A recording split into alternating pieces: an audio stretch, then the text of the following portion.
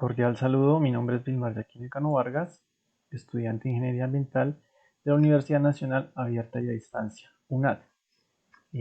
Para este caso, pues estamos desarrollando el curso Modelación Ambiental y estamos pues en la fase final, la fase de evaluación final, prueba objetiva abierta, POA. Entonces, pues lo que vamos a desarrollar a continuación pues es un proceso de modelación ambiental y análisis espacial pues de un caso de estudio pues, en el cual se presenta una contaminación por nutrientes, específicamente en un municipio de Gigante del departamento del Huila. Entonces la modelación la realizamos con el software QGIS y la instalación de la herramienta complementaria con controlador temporal. Entonces, pues vamos a revisar paso a paso cómo desarrollamos la actividad. Entonces, pues para el desarrollo del modelo, pues tenemos que toda la obtención de los datos y los datos pues fueron obtenidos mediante este link que están presente aquí, en el cual habían pues 5 casos de estudio y pues del cual de esto cada uno de ellos tenía datos en cuanto a lo que era municipio, la hidrografía en datos Shape y una base de datos en Excel. Entonces, de acuerdo a estos 5 casos expuestos, pues seleccioné el caso número 5, el caso Gigante, del municipio Gigante en el departamento del Huila. Entonces, la guía tenía establecido que habían 3 parámetros especificados y debíamos seleccionar 2. Entonces, los 3 parámetros especificados son demanda química de oxígeno, coliformes fecales, cloruros y turbiedad. ¿Sí? Estos 2 últimos pues, fueron los que seleccioné. Entonces, aquí tenemos una ilustración de lo que es la base de datos, donde pues, se indican los puntos, las fechas de toma de muestra y pues, los diferentes criterios de evaluación. Pues el primer paso para ya desarrollar el proceso fue convertir el archivo de Excel a un CSV, ¿sí? Para poder pues, de aquí exportarlo para QGIS. Rápidamente entonces continuamos el proceso para poder exportar esta base de datos a QGIS, pues lo hacemos mediante la creación de un nuevo proyecto en cuanto a añadir una capa de texto delimitado. Entonces rápidamente, por medio de esta capa, pues el archivo CSV pues fue llevado a QGIS. Entonces, pues para este proceso debíamos tener muy en cuenta que todos los puntos señalados en la guía y por el tutor pues estuvieran activos. Y pues la idea era que se viera aquí al final la tabla de Excel que estamos viendo anteriormente. Y cuando lo pasamos a QGIS, pues se ilustra de la siguiente manera, que estos serían unos 6 puntos de muestreo que se desarrollaron en el caso de estudio. Y entonces, continuando, se añadieron pues, los shapes que habíamos mencionado anteriormente de municipio y de hidrografía. De esa manera aquí tenemos cuando se añadió y por medio de una capa vectorial, pues añadimos la parte hidrográfica y después añadimos la parte ya del municipio, como se ilustra acá, que ya están los 3 complementos. Posteriormente, pues convertimos las coordenadas a coordenadas 4326 WGS84, que es como la requería el tutor. Y pues como estos elementos o estas capas eran temporales, pues las debimos convertir en permanentes para no perder el trabajo realizado. Entonces, mediante la herramienta de etiquetas, pues se configuró lo que fue el texto que ilustra pues cada uno de los resultados dados en los puntos de muestreo dependiente de cada parámetro. Entonces aquí pues seleccionamos el parámetro a analizar y pues se ilustra como se ve aquí a continuación. Entonces este caso se repite 5 veces, pues porque lo hacemos por cada uno de los parámetros establecidos al principio de la actividad.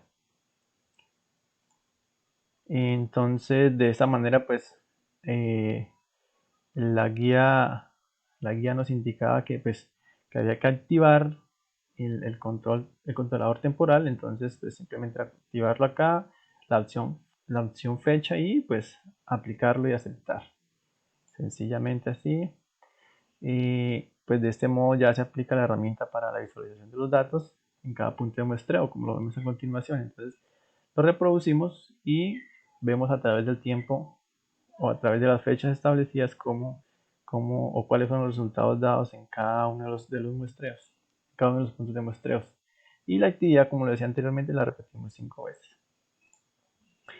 Entonces finalmente pues guardamos la información, en este caso pues teniendo en cuenta la herramienta se guardan las imágenes y se convierten a GIF o video.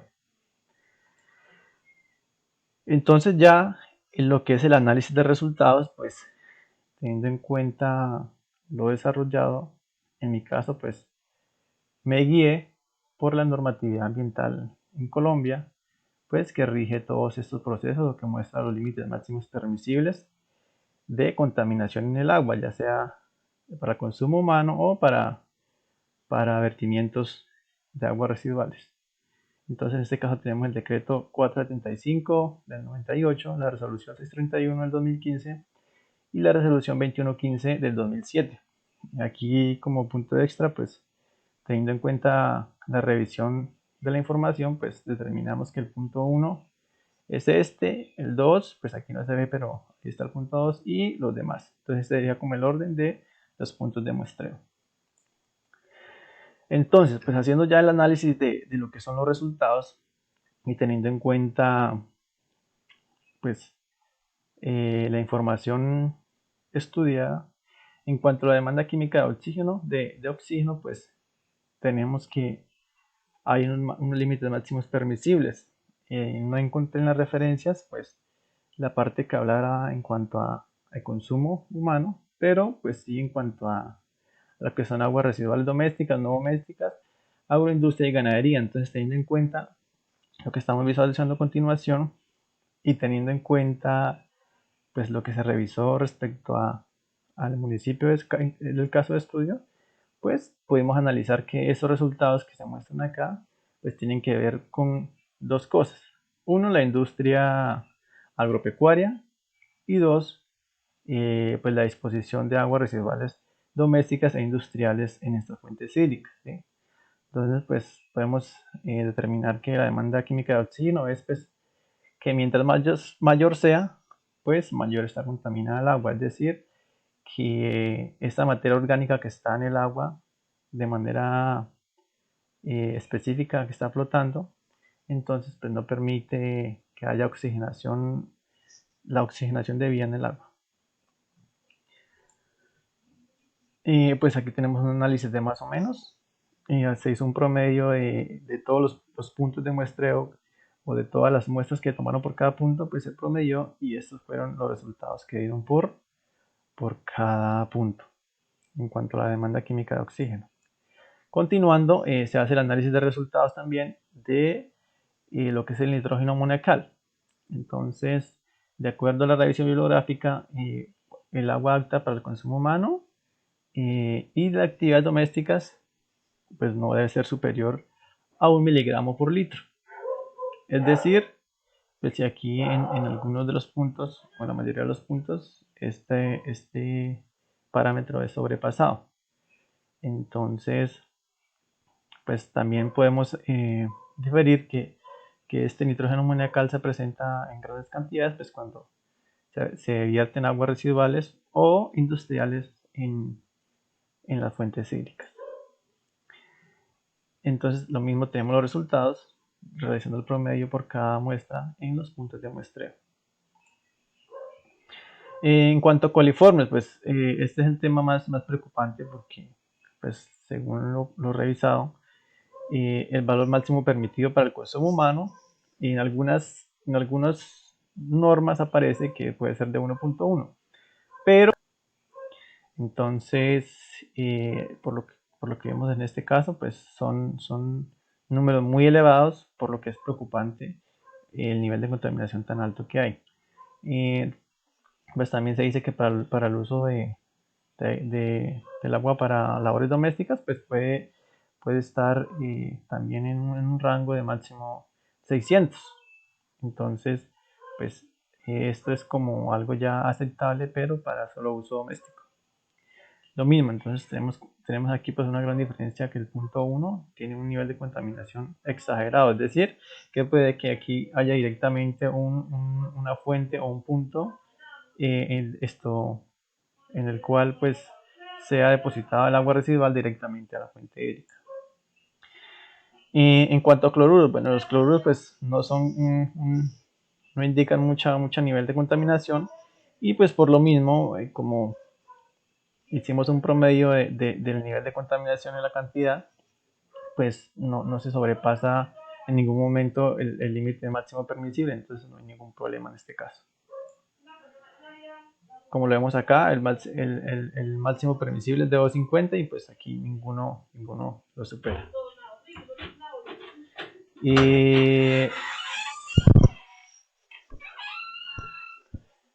en cuanto a la turbiedad, tenemos límites máximos permisibles, que pues no debe sobrepasar los 100 unidades de turbiedad nefolométricas. Entonces, en este caso, podemos decir que en algunos puntos pues se sobrepasó, pero pues tampoco se pasó a un nivel tan alto. Y continuando, pues tenemos acá la gráfica también del promedio que se realizó. Entonces, ya en cuanto a las conclusiones generales del ejercicio, pues teniendo en cuenta los resultados de los niveles de coliformes fecales encontrados, pues estamos en un problema muy grave, porque pues son niveles demasiado altos comparados con los permitidos en la normatividad. Es decir, pues como lo mencionaba anteriormente, que puede que haya un punto que deposite en las aguas residuales directamente ahí a la fuente hídrica. Por otro lado, pues también tenemos en cuenta que el parámetro pues, que menos sobrepasa los límites máximos permisibles son los cloruros, ¿sí? Como mencionaba anteriormente.